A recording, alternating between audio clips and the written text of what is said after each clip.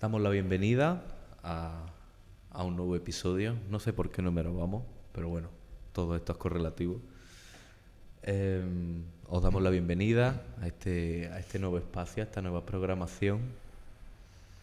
Estáis aquí con un servidor, vuestro amigo, vuestro compañero, vuestro hermano, Jairo, y nos encontramos aquí con el pastor. Paco Fernández. Con el pastor Paco Fernández. Quería que lo dijera él porque, bueno, hoy el programa va a girar un poquito en torno a él, ¿vale? Para que la gente lo pueda conocer un poquito, para que la gente, pues, oye, pues, que sí, que la figura pastoral es una figura respetada, es una figura que está... Si escucháis un poco de disturbios por ahí, no hagáis muchos casos, es que hay actividad dentro de la iglesia, entonces hay gente que está haciendo un poquito de ruido, pero ya dejarán de hacerlo pronto, en el buen sentido de la palabra. Y bueno, hoy damos comienzo a este programa, ¿vale? Vamos a estar haciéndole una entrevista al pastor Paco. Para los que hayáis visto la programación desde el principio, si bien recordáis, nosotros empezamos un día 1 de octubre a retransmitir por aquí por TikTok. Fue un miércoles, día 1 de octubre, ¿vale? Y el programa se inauguró con una entrevista a la pastora María Eugenia, ¿vale? ¿Por qué? Porque la idea que nosotros queremos transmitir con este tipo de programación es que, pues, oye, sí, la figura pastoral está presente, es una figura respetada, es una figura que también la gente como que mantiene una cierta distancia, ¿no? No sé por qué, pero bueno, hay gente que, bueno, por sus motivos tiene, o a lo mejor porque no entablan confianza, o porque creen que el pastor solamente puede tener ciertos tipos de conversación que giren en torno a la Biblia, que el pastor solamente habla del Génesis y el Apocalipsis y de ahí no lo saque. Pero oye, un pastor puede hablar de fútbol, puede hablar de política, puede hablar de coches, puede hablar de infinidad de cosas. Entonces, la entrevista que hoy vamos a hacer es para que lo conozcáis un poquito, para que veáis que es un ser humano normal, es un ser humano corriente con su trabajo, con su familia, pero que tiene una pasión, una dedicación por Dios, y que esa pasión y esa dedicación la quiere transmitir a todos los que escuchamos y seguimos la palabra de Dios, y a Dios, por supuesto. Entonces, le iba a decir que se presentara un poquito, pero bueno, de eso va la primera pregunta. ¿Nombre? Pastor Paco Fernández. Pastor es el oficio. Es el oficio. Paco Fernández. Paco Fernández es mi nombre que mi madre me puso cuando me trajo al mundo. ¿Edad?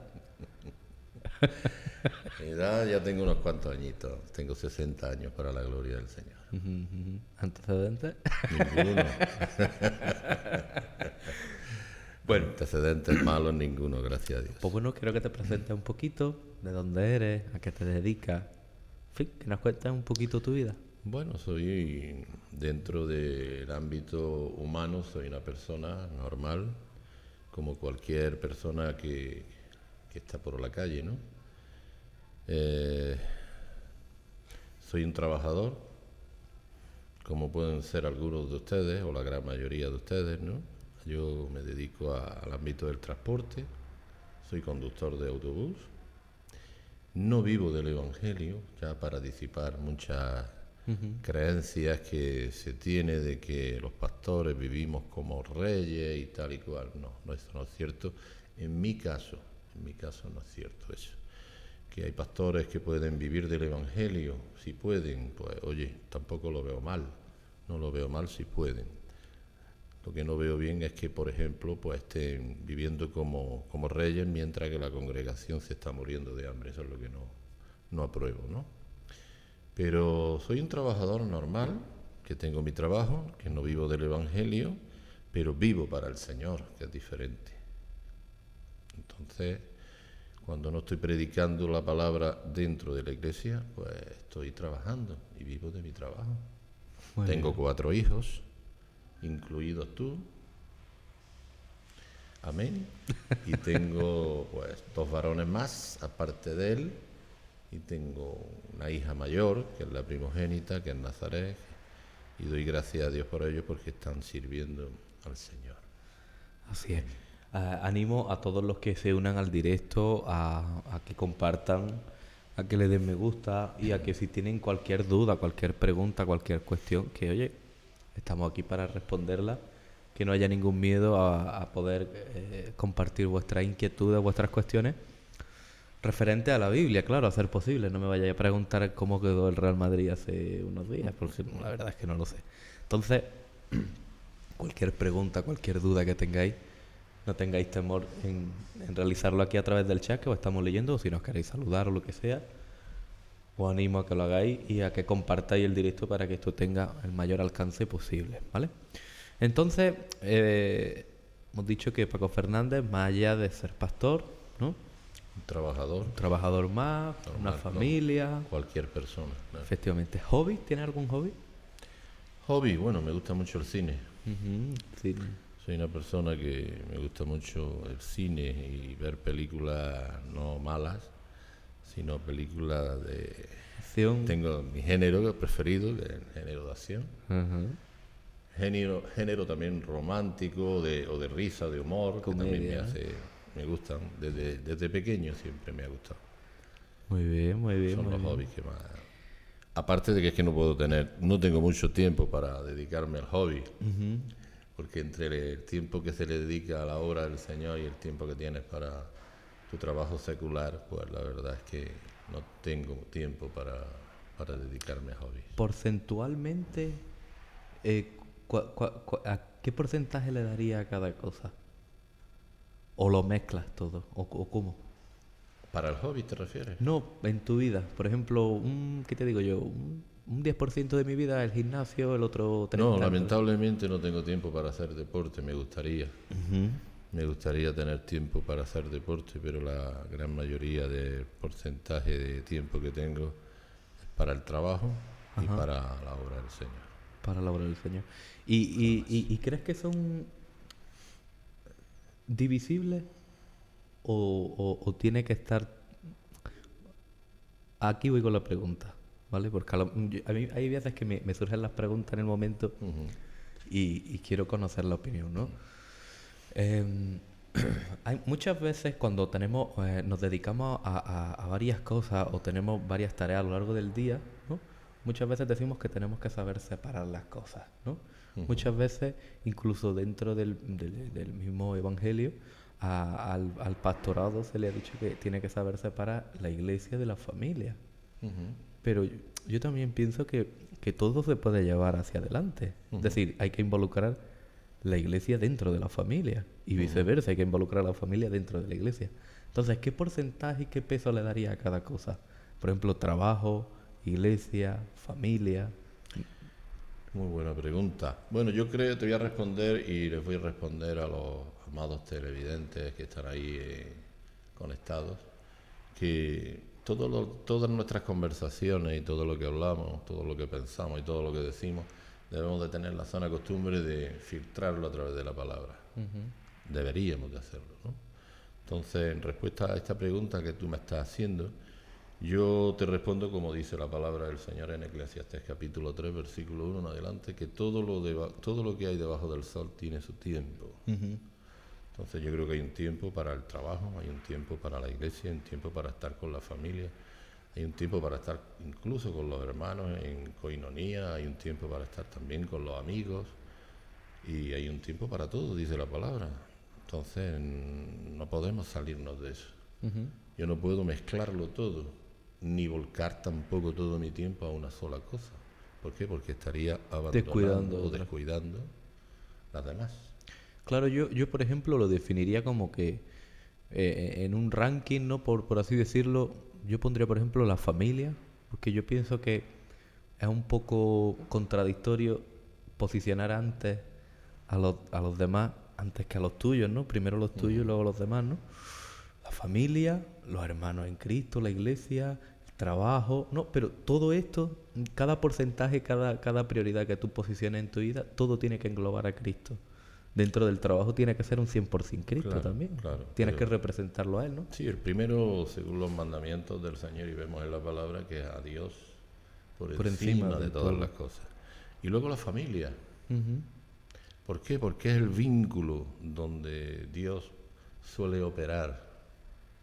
Dios diseñó a la familia para manifestarse en ella y operar su poder y gobierno y reino a través de la familia. Por eso el diablo, el Señor lo reprenda. Atenta Está tanto. concentrado y su labor es destruir, hurtar y matar, lo que es todo lo que tenga que ver con el ámbito familiar. De hecho, las familias están desintegrándose en este tiempo, en este siglo que nosotros vivimos, más que nunca en otro tiempo. Entonces, yo creo que el primer lugar es Dios, segundo la familia, y así, pues sucesivamente le iríamos dando un orden, ¿no? Claro. Pero lo prioritario, Dios y la familia. Siempre, siempre. Siempre. Muy bien. Y bueno, ya un poquito, una vez hemos comentado un poquito lo que eres, quién eres, qué haces, a qué te dedicas. ¿Cómo te convertiste? Cuenta un poquito tu historia. Eso ha llovido ya bastante. Ha llovido bastante. Se remonta a un día gris del 1900. Sí, bueno, sí, ha pasado ya muchos años. Pero doy gracias a Dios por todo este tiempo que yo tengo de conocer al Señor. Yo me convertí en un mes de mayo, y digo un mes de mayo porque quedó marcado, porque yo me convertí a través de la muerte de mi padre. Mi padre murió muy joven, yo me quedé sin padre bastante joven. Y a través de la muerte de él, que él murió un 9 de mayo del 1981, a los pocos días de morir mi padre, me acerqué yo al Señor. Tuve la necesidad de acercarme, la gran necesidad de acercarme al Señor. O sea que me convertí en mayo del 1981. Sí, ya 54 años. No tantos, pero 44. sí, 44 años. 44, Más o menos, sí, 44. por ahí anda la cosa. ¿Y cómo fue? ¿Cómo fue la conversión? Bueno, me convertí vi una necesidad de convertirme a través de la muerte de mi padre. Quedó ahí un vacío muy, muy grande porque me crié sin él también. Y entonces, pues, un poco mi infancia se quedó marcada, ¿no?, por la ausencia de mi padre, ¿no? Y bueno, tuve una madre que me regaló el Señor bastante linda, bastante buena, una mujer trabajadora, una mujer que lo que derrochaba para sus hijos era amor, nada más que amor, que también partió con el Señor. Entonces, tenía la necesidad de un padre y esa vacante no podía ser humana. No podía ser humana porque el puesto de mi padre no lo podía ocupar otro hombre. Entonces el único que lo podía ocupar es Dios. Algo superior. Sí, claro. Entonces tuve la necesidad de encontrarme con el Señor. Entonces, a través del testimonio de una persona que doy gracias a Dios por encontrarme con ella, Dios la puso en mi camino. Nosotros lo conocemos y aquí donde nosotros vivimos, en la zona de Granada, Andalucía, pues lo conocemos como el hermano Nene. Lo bendigo a este hombre. Entonces era un muchacho, era joven. Pues yo lo veía y veía el cambio que Dios estaba produciendo en él, conociéndolo, pues, y habiendo visto el cambio que Dios había hecho en él, un cambio total, radical, yo lo miraba y veía la paz que él tenía y veía el gozo del Señor que se reflejaba en su rostro y veía, digo, yo quiero ser como él, yo quiero tener lo que él tiene. Pero yo no me refería, cuando yo decía eso, no me refería a lo físico, ¿no? Lo material. A lo material, sino que yo sabía que había algo sobrenatural en él que yo lo anhelaba, que yo quería. Digo, yo quiero esa paz que veo en él, quiero ese gozo, ese brillo, ¿no?, que tiene él, que emana él, porque yo ya sabía que estaba en los caminos del Señor y que iba a la iglesia evangélica y tal. Y entonces, pues nada, el Señor, que sabe, todo lo tiene diseñado y sabe el tiempo de cada persona, porque nacimos con propósito, no nacimos accidentalmente, ni Dios improvisa nada. Dios todo lo tiene fielmente diseñado para cada uno de nosotros. Pues llegó el día en que este muchacho, hoy un varón de Dios de pie a cabeza, llamado nuestro hermano Nene, pues se acercó a mí y vino en busca mía a un bar donde yo estaba con mis amigos, mis amistades, y ahí vino en busca mía expresamente para llevarme a una reunión evangélica. Y ya en la primera reunión que me fui con él, porque muchas veces lo evité porque estaba muy comprometido con el mundo, estaba muy afanado con las cosas del mundo, era joven, estamos hablando que yo tendría unos 13 años, más o menos, 13 o 14, andaba por ahí la cosa. Entonces, pues siempre trataba de evitarlo en el sentido que quedaba con él y a lo mejor no me presentaba, siempre trataba de evadirlo, hasta que ya llegó un día y él fuertemente vino donde yo estaba y me dijo: hoy no te escapas. Hoy vienes, sí. Hoy vienes conmigo. Ajá. Y me fui con él. Y hasta bendita la tarde que me fui con él, porque hasta el día de hoy estoy aquí. Qué bien.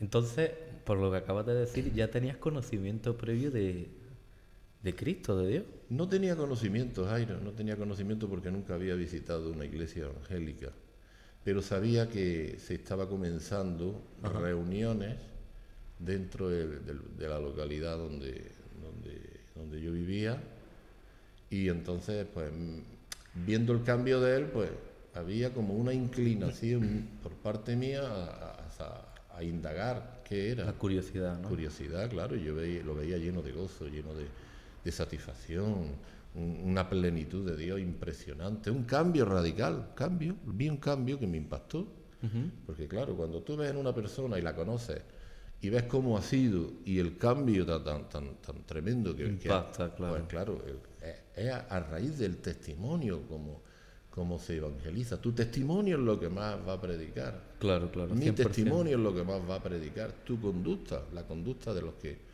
que nos están escuchando. Uno puede tener muchas palabrerías, puede hablar mucho, pero si nuestra conducta no nos acompaña, claro, entonces no va a ser efectivo. En el caso de nuestro hermano Nene, pues tenía un testimonio impactante, que era un muchacho que le gustaba mucho la juerga, le gustaba mucho el flamenco, le gustaba mucho el cante, el baile, divertirse, y de la noche a la mañana, ¡wow! Un cambio impresionante. Digo, aquí ha pasado lo que sea. Entonces, claro que había pasado, había tenido un encuentro personal con el Señor, y ese encuentro personal con el Señor fue más que evidente y a mí me impactó. Claro. Entonces yo digo, wow, si este muchacho ha cambiado y lo veo tan lleno de gozo y tan lleno de alegría y lo veo de distinta manera, yo quiero tener lo que él tiene, quiero conocer a quien ha producido el cambio en él. Entonces yo tenía un deseo de acercarme al lugar donde él se congregaba para saber qué es lo que sucedía en ese lugar. Claro. Pero no tenía nada de conocimiento de Entonces, Dios. el concepto de iglesia evangélica en aquel tiempo era algo nuevo. Era sí, novedoso. Era novedoso. Y te dio lugar a tener un preconcepto como a día de hoy la gente tiene. No, si es que cuando yo fui la primera vez, yo escuché la predicación y puedo decir que no fue una predicación, ningún estudio bíblico, sino una predicación sencilla, normal, que yo era un pecador y que tenía que arrepentirme, tenía que acercarme a los pies del Señor porque necesitaba de Dios. Eso es algo que impacta, ¿eh? Y hoy lo sencillo, no le damos importancia, pero lo sencillo fue lo que impactó mi corazón. Claro. Es la verdad. Hoy la gente quiere escuchar y le impacta mucho escuchar palabras sobresalientes, un término que no conoce, una terminología y quedarse con un léxico y usar un léxico que la gente ni entiende. Claro. Pero a mí no me impactó eso, a mí lo que me impactó fue una predicación sencilla, que tenía que tener un encuentro personal con el Señor si yo quería cambiar de vida. Y vi la necesidad de acercarme al Señor, me predicaron la palabra, vi mi necesidad personal de tener un encuentro con el Señor, vi que era un pecador, reconocí mi miseria espiritual y digo, wow, yo necesito a Jesús. Yo creo que es Jesús quien ha cambiado a a este muchacho y quiero que también cambie mi vida. A mí me llama la atención porque, claro, al igual que tú, fuiste impactado, ¿no? Fuiste alcanzado por Cristo a través de una palabra y de un mensaje sencillo, ¿no? Sencillo, muy sencillo. Que no tenía mucha, como se suele decir, no No, tenía no mucha tenía ciencia nada, ni nada, ningún nada, misterio. nada. Pero, ¿por qué a día de hoy este tipo de mensajes que a tanta gente ha alcanzado a lo largo de los años no impacta? Y la gente busca tener un impacto o un encuentro con Dios con unos mensajes muy elaborados. ¿A qué Bueno, se debe? yo creo que, bueno, los mensajes sencillos para la gente que no conoce de Dios siguen impactando. Lo que no impacta en el mundo ya evangélico que conoce ya de Dios, lo que no impacta es las primeras predicaciones que se daban, los primeros rudimentos.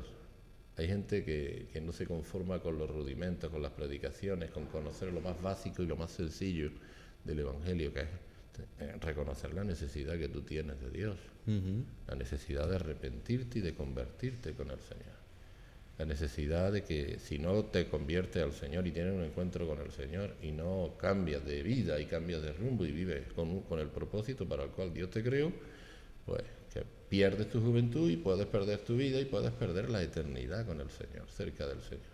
Yo creo que quien no conoce a Dios puede quedar impactado con una predicación sencilla de cualquier persona que le hable del Señor, no necesariamente desde lo alto una estrada o desde lo alto un púlpito o dentro de un local al cual llamamos iglesia, sino que tú puedes hablarle a una persona dentro del metro, puedes hablarle a una persona dentro de un autobús, en tu trabajo claro, secular, y quedar impactado y convertirse y ver su necesidad de acercarse al Señor.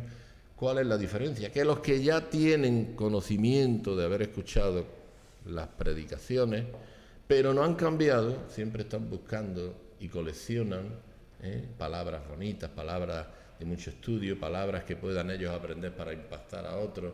No quieren ya los primeros rudimentos, quieren profundizar, pero para profundizar hay que aceptar los primeros rudimentos y cambiar, que haya claro, y construir en a nosotros, partir y de construir y esa base. crecer. Luego en la Biblia hay un desarrollo espiritual, Claro. y hay también niveles de palabra.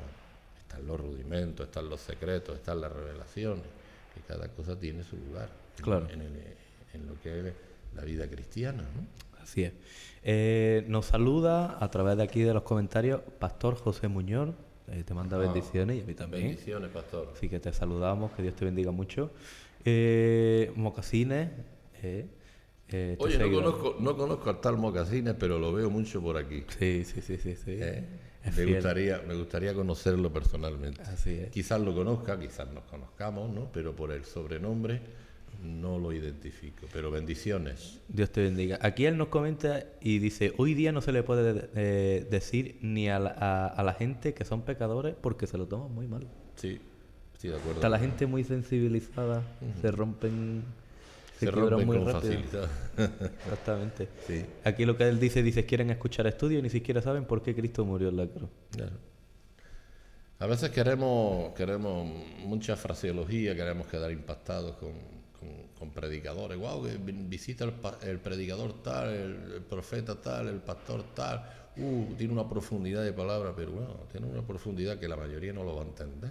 Claro. Porque si tú no has llegado a entender los rudimentos, las cosas más sencillas, que Pablo dice, debiendo de ser ya maestros, tenéis necesidad de leche.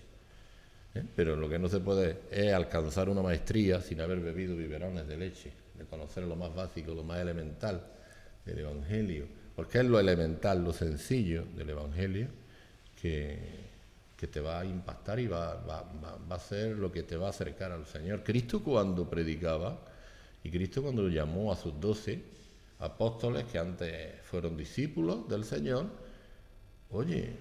predicaba de lo más elemental y de lo más sencillo, y para tratar de alcanzar a la gente común de su época, empleó prédicas sencillas, las aves de los cielos, la labranza del campo, etcétera, etcétera, las redes de los pescadores. No, y yo especulo que no eran mensajes tampoco de una duración indefinida. No eran mensajes, bíblicamente hablando, no eran mensajes profundos. Pero a veces lo que quiere la gente es buscar profundidad cuando lo elemental no tienen ni conocimiento ni saben de lo que están. Claro.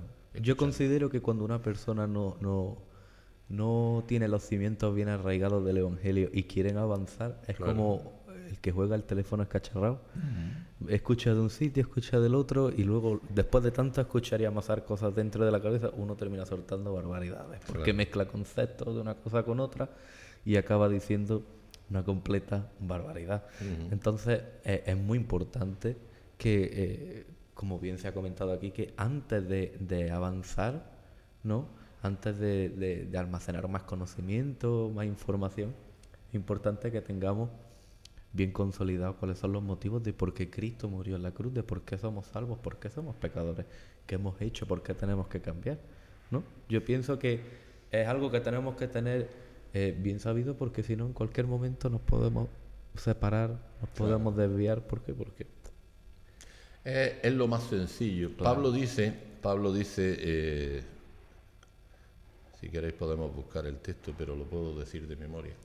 Creo que le dice a los corintios: cuando yo me acerqué a vosotros, no me acerqué con palabras persuasivas de humana sabiduría, sino que me acerqué a vosotros con un mensaje sencillo, sobrenatural, presentando el poder transformador del Evangelio. Entonces hasta Pablo, que estamos hablando del maestro Pablo, del gran apóstol Pablo, y cuando él empezó su ministerio no usaba nada explosivo, usaba lo más básico, lo más elemental, que Cristo murió y resucitó por todos nosotros, y que tenemos una necesidad de convertirnos. Y lo que Pablo más usó para acercar a la gente judía de su contemporánea, de su época, para conocer al Señor, fue su propio cambio radical de vida. Claro. Su propio testimonio, que él lo cuenta en el libro de los Hechos varias veces. Y habla que él era un perseguidor temido por la gente de su época. Oye, que la gente de su época confesaba y decía: el que arrasaba a las iglesias y entraba y daba la orden y persecución, incluso llevaba a la muerte a los cristianos, se ha convertido al Señor. Entonces, es nuestro testimonio, y lo más elemental, lo más sencillo, lo que puede producir un cambio radical en nosotros que puede impactar a los demás. Yo pienso que es lo más sencillo y a la vez también lo más difícil, predicar con tu testimonio. Sí, Porque es sencillo en el sentido de que no te hace falta emplear palabrería, ni elaborar un mensaje muy estudiado, ni nada de eso, pero es difícil porque, oye, requiere un cambio de conducta abismal, ¿no? Claro. Entonces, pues bueno, ya estábamos conociendo un poquito más, hemos retrocedido más de 40 años en el tiempo. Después de tu conversión, ¿no? Se ve que te pegó duro porque a día de hoy, bueno, llevas siendo pastor muchos años hasta el día de hoy. ¿Cómo llegaste tú a sentir ese deseo, ese anhelo de decir, yo quiero ser pastor? ¿O fue algo que no lo tenías planeado? O no sé, cuéntame un poquito. No, mira, planeado no, yo no tenía nada planeado. De hecho, yo no conocía lo que es el propósito de Dios en mi vida. Yo creo que nadie ha sabido eso, ¿no? Excepto personas que vemos en la palabra del Señor que Dios les hablaba a los padres con un mensaje específico, ¿no? Pero yo aquí en la Biblia veo al profeta Jeremías y le dice, ya de grande, le dice: antes que te formase en el vientre te conocí, y antes que nacieses te santifiqué y te di por profeta a las naciones. O sea, Dios trabaja con fines y con propósitos, que se nos tiene que revelar el propósito de Dios cuando nosotros nos acercamos a Él. Cuando yo supe que tenía un llamado de Dios, al poco tiempo de convertirme. Pronto, entonces, ¿no? Sí, yo sabía que yo me convertí en el 1981, como he dicho, y en el 1983, 2 años después, yo ya estaba predicando. Yo ya estaba predicando. Qué fuerte. Entonces, yo supe que nací para eso. Eso que fue un De hecho, desde la infancia, yo es que desde mi infancia, desde antes de siendo un niño, a mí las cosas de Dios siempre me han llamado mucho la atención. De hecho, yo recuerdo que con 7, 8 años yo ya tenía interés por la Biblia. Y yo en mi casa tenía una Biblia y la leía. Y yo, antes de tener un encuentro con el Señor, pues yo iba a la iglesia católica y a mí me impactaban mucho los cuadros, no las imágenes, de estatuas ni nada de eso, no, eso a mí no me impactaba. Pero las pinturas que había dentro de las iglesias, los cuadros, eso me emocionaba a mí mucho y me llenaba mucho. Y yo como que me transportaba a esa época y me metía, es como si yo me metiera dentro del cuadro. Y yo iba a la iglesia simplemente para ver todo lo que había, la exposición que Era un había. escenario donde te Sí, introducían, y luego, ¿no? hombre, era religioso porque yo siempre he creído que Dios ha existido, yo siempre he creído en la existencia de Dios. Yo sé que una mano sobrenatural y superpoderosa ha creado todo lo visible y, como bien dice la Biblia, y lo invisible, lo que no vemos, también lo ha creado. Ajá. Entonces, desde pequeño yo tuve esa inquietud y esa inclinación por las cosas del Señor. Entonces no fue algo que encendiera el interruptor del deseo de querer ser pastor, sino que fue como una simple vocación, ¿no? No, Que tú tenías... yo a los pocos, ya te digo, yo llevaba un par de años convertido, Ujú. un par de años. Yo recuerdo que en el 83, pues claro, yo tenía ya la inquietud de querer anunciar el Evangelio. Entonces, el pastor que estaba al frente del lugar donde yo me congregaba, pues se lo comenté y él me dijo que sí. Te dio visto bueno, ¿no? Sí, y entonces pues ahí ya entremos en preparación dentro de las normas que había en aquel tiempo y bueno, nos preparemos y en fin, hasta el día de hoy. Ujú. Qué bien. Continuamos con la entrevista. Bueno, ya una vez aclarado cómo ha sido tu conversión, cómo llegaste a ser pastor y a tener esa inclinación, ¿no? Eh, ¿Cuántos años llevas pastoreando? Unos cuantos, no los he contado, pero unos cuantos. Unos cuantos, más de 20 Sí, más de 20 y y de 30. 30, ¿no? Sí. Vale. Claro, nosotros sabemos que la gente ya tiene un concepto acerca del pastor, ¿no? De la figura pastoral. Y he abierto algunas iglesias también, También, fundado también. iglesias también, que están ahí todavía permaneciendo, Sí, sí, sí. para la gloria de Dios. El tema es, la gente ya tiene un concepto creado acerca del pastor, ¿no? Como oveja. Ujú. ¿Cómo definirías tu oficio? Tú mismo como pastor, ya que tú mismo estás experimentando ese oficio. Duro. Ujú. Es un oficio duro. De hecho, este mismo hombre que he nombrado como ejemplo, ¿no? El profeta Jeremías, ¿no? Me viene como anillo al dedo para poder contestarte esa pregunta. Era un profeta que el Señor desde antes que naciera, ya dice la Biblia, te di por profeta a las naciones. Bueno, pues este mismo profeta que estamos hablando del profeta Jeremías, a veces la gente tiene un concepto de, bueno, es pastor, va a estar ahora en una posición muy buena, va a tener mucho dinero, va a tener muchas comodidades. Un ministerio que sea un ministerio de Dios no puede encontrarse eso. Si tú sueñas con ser pastor o sueñas con predicar y te crees que vas a tener una vida agradable, vas a tener una vida placentera, una vida cómoda, mejor que cambies de oficio. Porque la vida pastoral es una vida dura, es una vida llena de necesidades, porque yo he tenido y he pasado por necesidades, incluso yo he criado a tu hermano, tú fuiste el último en nacer, pero a tus 3 hermanos anteriores a ti los he criado prácticamente en la carretera.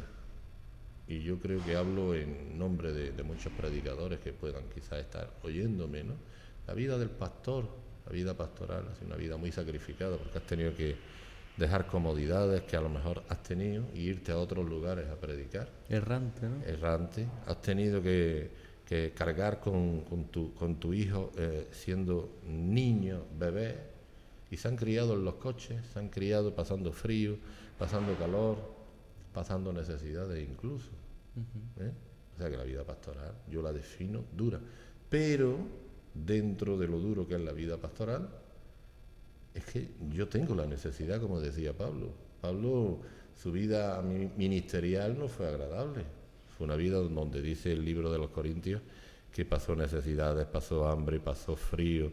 Si tú miras el currículum vitae del apóstol Pablo, peligros de naciones, el de los de mi nación, peligros en el campo, peligros en el mar, peligros entre falsos hermanos. Dice, pero sobre lo que mí se agolpaba y me hacía extenderme y proseguir, era la edificación de las iglesias.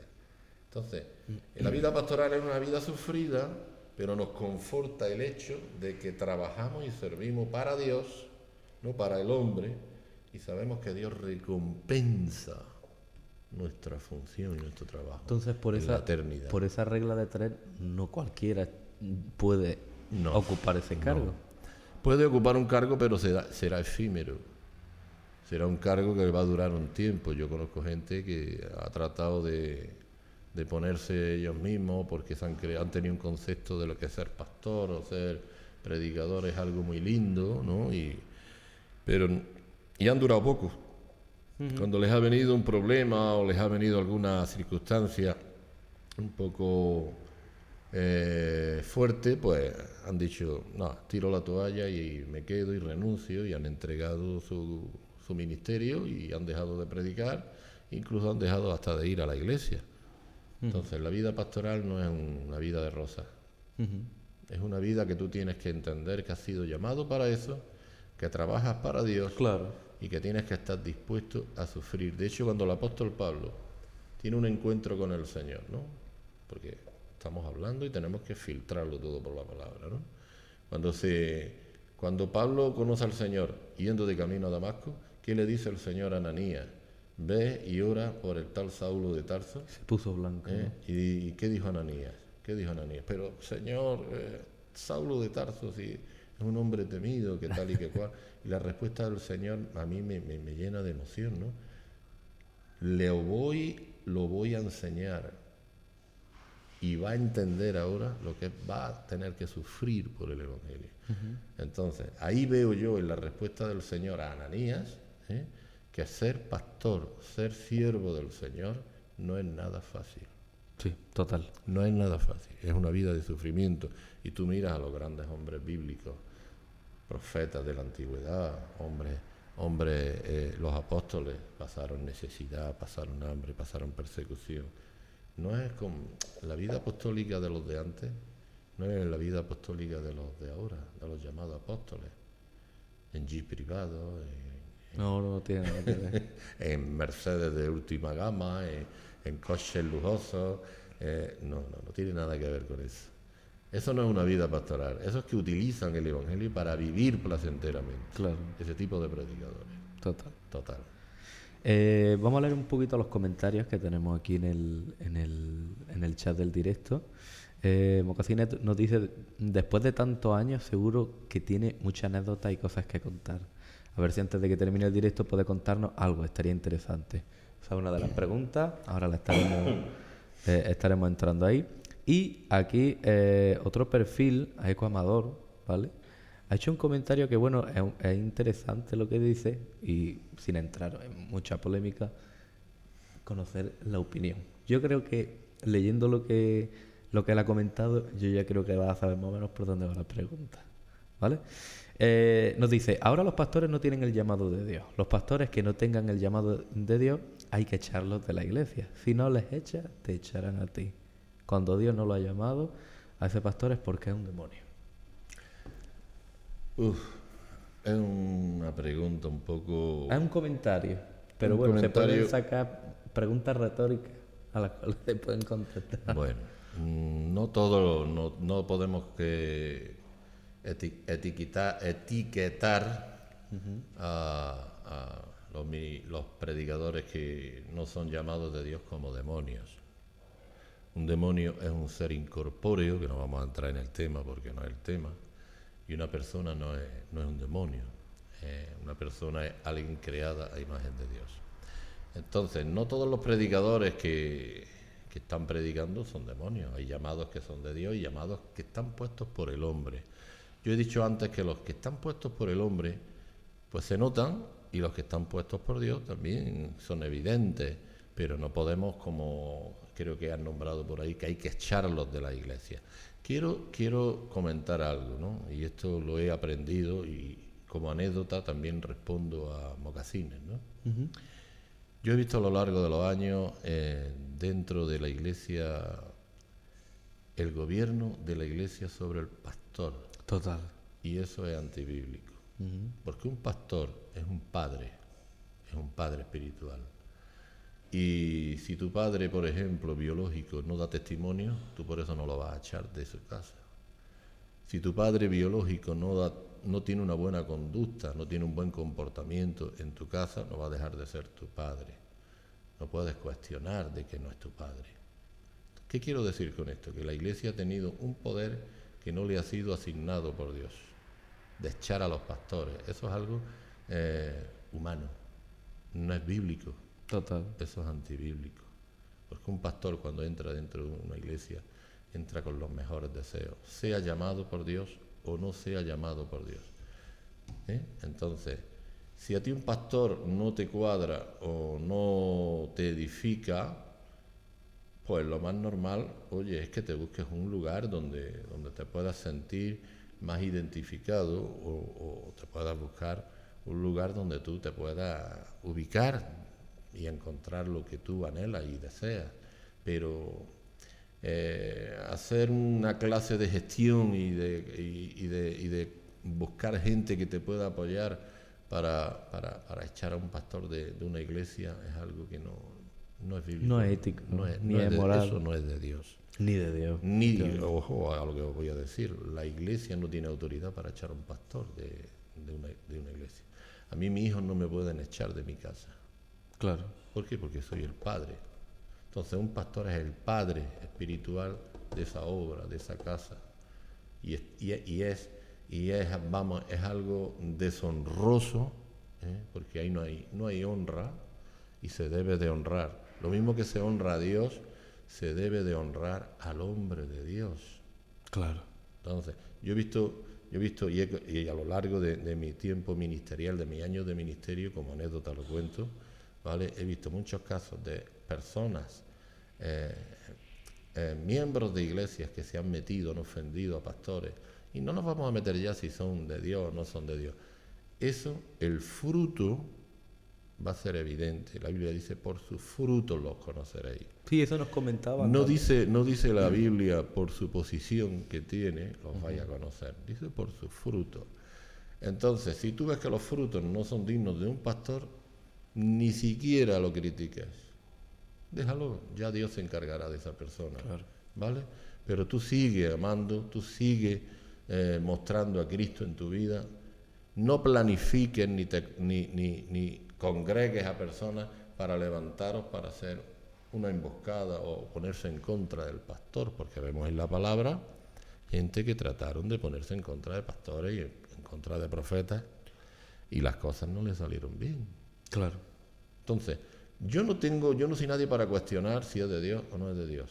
El fruto lo dirá, el tiempo lo dirá y sus frutos lo acompañarán o no lo acompañarán. Yo dejo ese juicio se lo dejo a Dios. Claro. Saúl fue un hombre puesto por Dios y sin embargo más tarde fue desechado por Dios. Y David ni se atrevió a tocarlo. Y David tuvo oportunidad de matarlo y dijo, líbreme de Jehová de tocar al ungido, pero ya estaba desechado. Claro. Y no lo tocó. Y David ungido en posición. Entonces, no somos nadie para tocar al hombre de Dios, sea de Dios, sea que haya sido levantado por Dios o haya sido levantado por el hombre. Yo no tengo que cuestionar eso.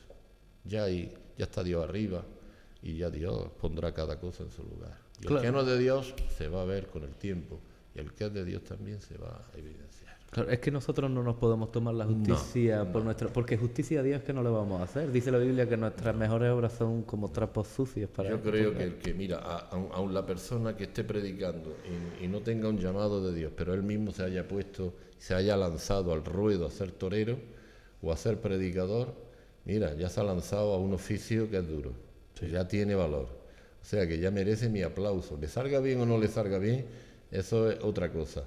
Pero la vida pastoral es dura y que te tengan que echar de una iglesia cuando tú te desplazas con tu casa, levantas tu hogar, te llevas a tus hijos para servir a gente y que esa gente luego se levante en contra tuya y te dé 2 patadas y te echen, es duro. Es muy duro. Y es vergonzoso. Eso es muy vergonzoso. Entonces yo eso se lo dejo a Dios y no a la iglesia, porque la iglesia no es nadie para echar a un pastor de la Iglesia. Total. Claro, aquí el comentario que hacía el perfil a Eco Amador, yo considero que es la perspectiva, ¿no?, que tiene la oveja común, la oveja raza, ¿no?, por así decirlo, que ve la figura pastoral, incluso si no hace lo que conviene, ¿no?, por así decirlo, porque es verdad, muchas veces incluso nosotros, como ya no hablamos como cristianos, sino en nuestra infancia, si no se hace lo que decimos nosotros, claro, con una mente infante, ¿no?, nos lo tomamos a la defensiva, nos enfadamos. Y claro, yo pienso también que ese comentario que él hacía, lo hacía desde una perspectiva de oveja, pero claro, aquí también tenemos que trasladar la perspectiva pastoral. ¿Qué es lo que se ve? Porque donde tú ves un 6, yo veo un 9.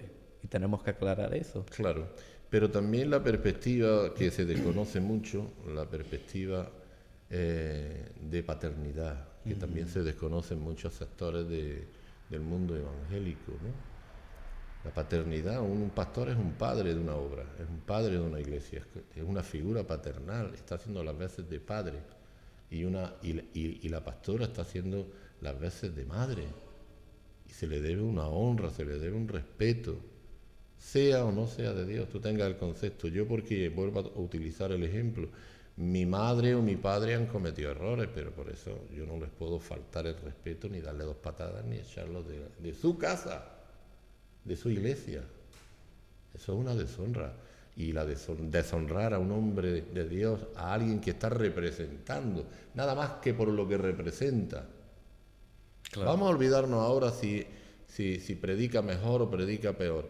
Solamente por la representación ya le debemos un respeto a esa persona. Total. ¿Que no estoy de acuerdo con él? Bueno, pues me puedo mudar a un lugar donde yo pueda... Esté más cómodo, buscar mi comodidad y donde yo pueda crecer y desarrollarme. Eso es otra cosa, eso es distinto. Claro. Pero colaborar en ese tipo de encerronas para hacer mal a los pastores, no estoy de acuerdo en eso. Exactamente. Nunca.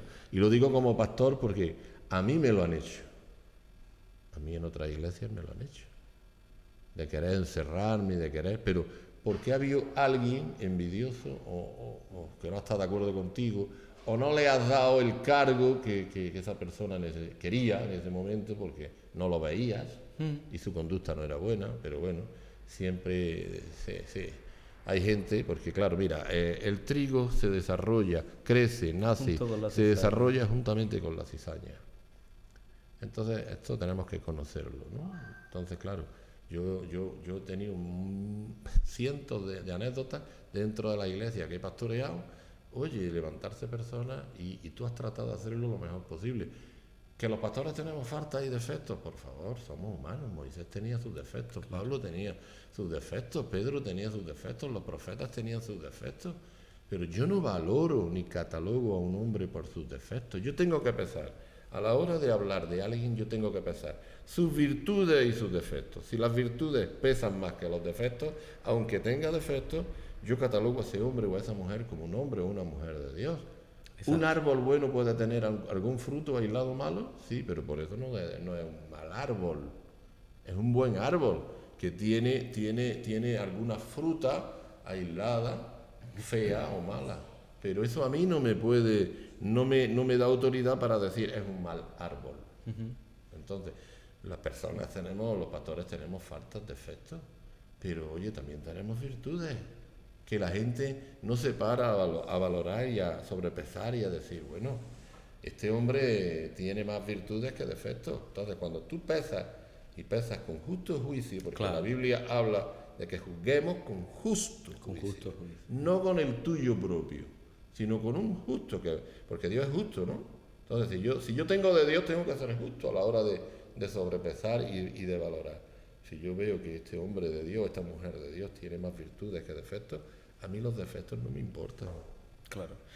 Me quedo con las virtudes. Claro, a un árbol bueno no lo puedes catalogar porque te dé 2 frutas malas. No voy a cortar a un árbol. Ahora, ¿cuándo el árbol se puede cortar?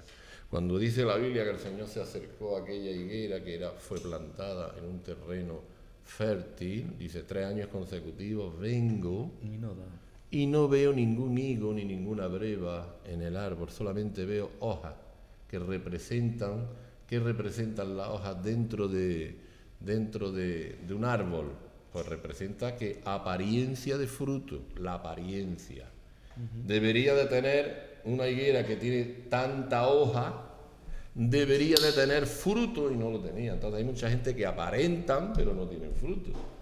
Entonces dijo el dueño de la finca, este árbol ahí lleva 3 años, vengo 3 años consecutivos a comer fruto de la higuera, pero no tiene nada, córtala. Claro, y no pinta nada. Córtala. Desaprovecha la Ahora, tierra. si este árbol tiene frutos de los cuales yo me estoy alimentando, aunque tenga algunos aislados feos, no voy a cortar el árbol. Claro. ¿Quién eres tú? ¿Quién soy yo para cortar y hablar mal de un hombre de Dios?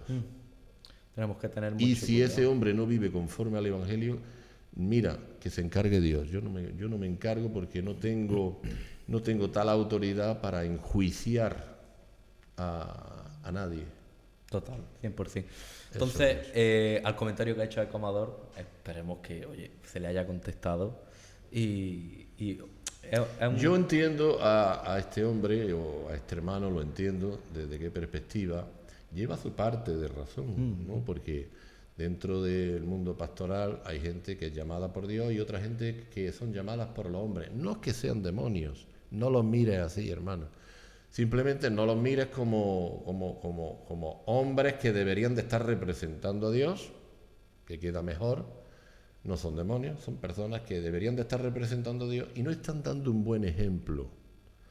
Yo, para estar en ese lugar, en vez de echarlo, me mudo de lugar. claro, Me mudo de lugar y trato de tener la paz que sobrepasa todo entendimiento, seguir con la paz de Dios en mi vida y que ya Dios se encargue de poner cada hombre y cada cosa en su sitio. Ojo, que Dios pondrá a cada uno en su lugar. Nos va a poner a cada uno en el lugar que nos corresponde al Señor.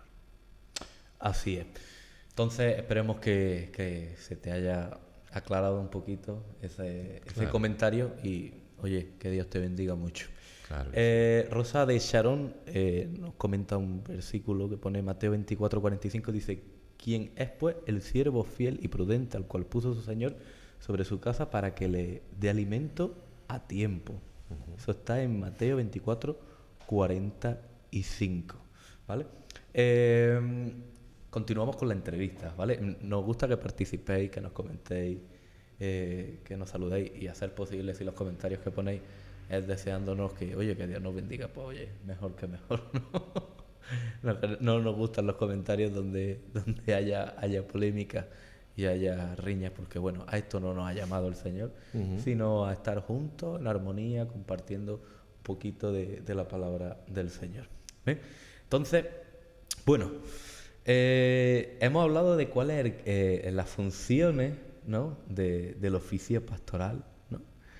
Y a lo largo de todos estos años, supongo que también habrás tenido tu altibajo, ¿no?, como persona, porque somos Claro, seres humanos, claro ¿no? que sí, Donde has claro, estado por más supuesto. ilusionado, donde has estado un poco más, vamos a decirlo así, decaído, más flojo. ¿Cuáles dirías que han sido las características, las cualidades que te han hecho mantenerte firme? Hombre, el propósito de Dios, alcanzar la meta que yo tengo de ver al Señor. He pasado por momentos difíciles, duros, entre ellos la muerte de mi madre, enfermedad, pasé por una enfermedad fuerte, y hace años pasé por una enfermedad que, bueno, no quiero recordarla mucho, pero me ayudó a crecer, me ayudó mucho a acercarme al Señor en ese tiempo, en esa época. Y había momentos dentro de mi vida pastoral que yo he tenido muchos altibajos, pero nunca he pensado en tirar la toalla. No, siempre me he mantenido en la esperanza de ver al Señor. Y eso ha sido lo que más me ha motivado en la vida, ver al Señor, porque he dicho, yo tengo que ser un hombre que lo que empiece lo tengo que acabar. No me puedo quedar a mitad, no puedo volverme atrás. No puedo hacerme un indigno, porque la Biblia dice, aquel que habiendo puesto la mano en el arado, mira para atrás, ¿qué dice la Biblia? Ya no es digno. No es digno de mí. Entonces yo quiero acercarme al Señor y ser digno de Él, acercarme, aunque nunca llegaremos a ser dignos de Él, pero dice la Biblia que Él nos ha hecho dignos. Entonces, si Él me ha hecho digno, yo soy digno. Siempre con la mirada al frente. Ya, Él me ha hecho digno, Él nos ha hecho a todos dignos. No porque lo merezcamos, Él nos lo ha hecho. Por Él, por Él. Porque si yo me acerco a Dios Padre por medio de los méritos, de la dignidad que tiene Él, el Hijo. Claro. Entonces el Hijo me ha hecho digno a mí, a la Iglesia la ha hecho digna. Entonces, somos dignos. Entonces, lo que yo no quiero es empezar una carrera. ¿Cuántos hombres y mujeres vemos en la Biblia que empezaron bien y acabaron mal? Por medio de las circunstancias que la rodearon. Entonces, yo lo que me ha mantenido ha sido la esperanza de ver al Señor, de saber que el Señor viene pronto, oye, y que yo tengo que estar cerca de Él y manteniéndome. A la hermana que me ha hecho una pregunta, creo que ha hecho una pregunta de quién es el siervo fiel prudente al cual puso su Señor, estoy leyendo aquí sobre su casa. Le está hablando al pueblo de Israel. ¿Vale? En Mateo 24, hermana, tienes que entender, Rosa del Salón, ¿no? Sí. Tienes que entender, hermana, que es un capítulo que no es para la iglesia, es para el pueblo de Israel, ¿vale? Entonces, el pueblo de Israel tenía que haber sido luz a todas las naciones. Tuvo profetas, tuvo hombres de Dios tremendos, y que fueron apaleados, fueron maltratados y fueron vituperados. Entonces aquí, ¿quién es pues el siervo fiel y prudente al cual puso su Señor sobre su casa para que le dé su alimento a tiempo? Los hombres que tuvieron de Dios, incluido el Hijo. Lo que pasa es que el Hijo fue fiel, pero el liderazgo que fueron la gran mayoría fueron, ¿quién eran en los tiempos del Señor los guías del pueblo? Los escribas, los fariseos, y no fueron fieles. Pero aquí dice, ¿quién es pues el siervo fiel y prudente al cual puso su Señor sobre su casa para que les diera alimento a tiempo? Bienaventurado aquel siervo al cual cuando su Señor venga le haya haciendo el bien. Cuando Cristo vino y los visitó en su ministerio terrenal, ¿cómo estaba la nación? Separada de Dios. ¿Trató el Señor de acercarse a ellos y acercar a la nación? Sí. ¿Quién tenía el encargo en aquel tiempo como siervos prudentes para edificar al pueblo? Los fariseos, los saduceos, los intérpretes de la ley, los escribas, pero ellos no fueron fieles. Entonces les está hablando de una nación concreta, que era Israel, y el liderazgo de la época. Amén. Saludo también a Rocío, que nos ha comentado. Me alegro mucho de que estés viendo este directo con nosotros, así que Dios te bendiga. Continuamos también con otra pregunta, ¿no? Y aquí haciendo un poquito honores al comentario que antes, a la petición que antes ha hecho el perfil Mocasines, ¿no? Bueno, hemos paseado un poquito por tu historia, ¿no? Para que la gente te conozca un poquito más. Algo que te haya impactado en tu vida ministerial, algo que llame la atención, algunas anécdotas que contar, algo que destaques, algo que creas que puede impactar a la gente. Hombre, he visto dentro de mi ministerio y dentro de mi vida como pastor, en mí he tenido experiencias lindas y gloriosas con el Señor, pero también lo que más me ha impactado es conocer a hombres que viven en una dimensión sobrenatural. En el Señor, han vivido, y he visto cómo Dios se manifestaba a través de ellos, y eso lo he anhelado y lo he querido yo también para mí, pero claro, el precio para recibir eso es profundizar en la vida cristiana, profundizar en tu comunión íntima con el Señor. Pero a mí lo que más me ha impactado dentro de mi ministerio es conocer a otros hombres que me han podido alimentar y que me han podido ayudar para tener una cercanía más profunda y un hambre más profunda con el Señor. ¿Pero alguna anécdota? Algo que destaque, algo que quieras recordar. ¿En mi vida personal te refieres? Ministerial. En mi vida como pastor, algo que te haya impactado, algún momento. Bueno, el tiempo que pasé por una enfermedad fuerte. Ahí vi la mano poderosa de Dios actuando sobre mí y vi su mano. El diablo ahí me quiso matar en ese tiempo. Yo, cuando pasé por esa grave enfermedad, yo me veía como metido en una caja, en un féretro, y no podía dormir, yo perdía el sueño y lo pasé bastante mal. Y es cuando más cerca sentí la presencia de Dios en mi vida, y Dios hablándome como nunca jamás. Yo me ponía a predicar y tenía experiencias sobrenaturales y la gente que me escuchaba, luego cuando terminaba la prédica venían y me comentaban, hemos visto ángeles alrededor tuyo protegiéndote.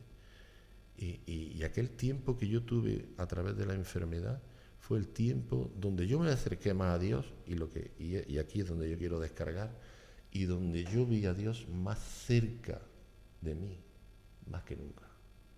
Y cuando Dios se acerca a ti, eres poderoso. Claro. Todo lo que hagas, cómo predicas, cómo vives, tu testimonio, tu conducta, tus palabras, todo cambia. Entonces, la época que yo he vivido más gloriosa fue a través de mi enfermedad. ¿Llegaste a cuestionarte? No, a cuestionarme no, ni a cuestionar a Dios tampoco. Sé que estamos en un cuerpo que tiene que enfermar, se deteriora, y la enfermedad no fue... ¿Pudo estar involucrado el enemigo? Pudo estar, no voy a decir que no, pudo estar. Para tratar de cortar la vida, pues sí, porque el diablo viene a hurtar, matar y destruir. Pero a veces Dios nos tiene que probar por medio de la enfermedad para acercarnos más y tener un conocimiento de Dios. Ver a Dios más cercano. Job, cuando dice la Biblia que pasó por donde pasó, ¿qué dice la Biblia que confesó Job? De oídas Te había oído. te había oído. A veces tenemos un concepto de Dios porque lo hemos escuchado de otros, pero nunca lo hemos experimentado en nosotros. Entonces Dios quiere que tengamos una experiencia personal con Él. Claro. Y que no vivamos de lo que escuchamos de los demás. Cada uno debe de tener su experiencia personal con el Señor. Y eso va a ser lo que nos va a ayudar, lo que nos va a mantener y nos va a llevar hasta la meta. Entonces el tiempo que más me ayudó para conocer a Dios, no de oídas, sino verlo, fue el tiempo que yo pasé por esta enfermedad. Bueno, ya para ir cerrando, un par de preguntas más. ¿Qué es lo que dirías que es lo más difícil del ministerio? Mantenerse.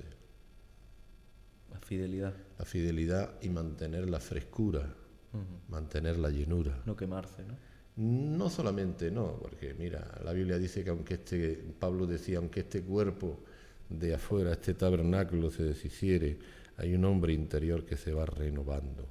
Pero lo difícil es mantenerse a lo largo de los años y a lo largo del tiempo, mantener lo que tienes de Dios. Claro. Porque yo he visto a muchos hombres de Dios que fueron poderosos en una época, y no te estoy hablando de los hombres ya bíblicos, sino de los que yo he conocido en mi época, en mi tiempo que llevo de vida, en la época que me ha tocado vivir. Yo he visto hombres llenos de Dios que al paso de los años perdieron la frescura de Dios y hoy ya no quedaron en el anonimato. Entonces lo difícil es mantenerse. Avivar el fuego, ¿no? Pablo decía, y con esto si quieres cerramos, Pablo decía, he peleado la buena batalla, he acabado mi carrera. Y ahí viene lo fuerte ahora y lo poderoso que os lo lanzo a ustedes. He mantenido la fe, mi esperanza en el Señor. Lo he mantenido todo, la frescura, el poder que actúa por medio de mí, como decía Pablo, lo he mantenido. Ahora me voy a recibir mi premio. Entonces, lo más difícil en la vida cristiana es mantener la llenura, todo lo que tú recibiste, toda la equipación, valga la expresión, toda la equipación que recibimos los predicadores de parte de Dios hasta el final. No pierdas nada, manténlo. Eso es lo más difícil, lo más complicado. Pues listo, damos final al directo de hoy. Quiero que cierres con unas palabras, con un mensaje para la gente, un mensaje motivacional, una frase que dé fuerzas, que dé ánimo a la gente. ¿Una frase? Sí. Bueno, la frase que a mí me encanta mucho es la frase de la venida del Señor. Estamos viviendo en unos tiempos donde el Señor está a punto de venir. Entonces quiero dejaros con esa frase, ¿no? El Señor mismo con voz de mando, con voz de arcángel y con trompeta de Dios descenderá del cielo. Tendremos un encuentro personal con el Señor, seremos arrebatados estamos a punto de verlo, estamos a punto de experimentar. Creo que somos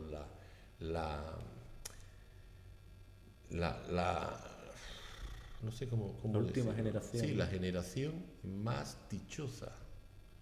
Somos la generación, esa es la palabra. Somos la generación más dichosa que le ha tocado vivir en este tiempo. Porque hombres y mujeres murieron con la esperanza de ver este día y no han llegado a verlo. Entonces yo creo que somos las personas, la generación que nos ha tocado vivir en el mejor tiempo, este que vamos a contemplar. Entonces desde aquí animo a la gente para que siga adelante, no abandone, no tire la toalla, porque esto que estamos leyendo está a punto de acontecer. Pues un placer, encantado de que hayas vuelto. Muchas por gracias segunda por vez tu a este invitación, plano. Jairo. Y pues esto es tuyo, básicamente. En general, teóricamente, literalmente, esto es tuyo, así que cuando quieras. Cuando quieras estoy aquí, ¿no? Exactamente. Amén. Eso más bien me lo tendrías que decir tú a mí, ¿no? Sí, sí, sí. Pues listo, señores y señoras. Que Dios bendiga mucho y nos vemos en una próxima entrega. Que Dios les bendiga.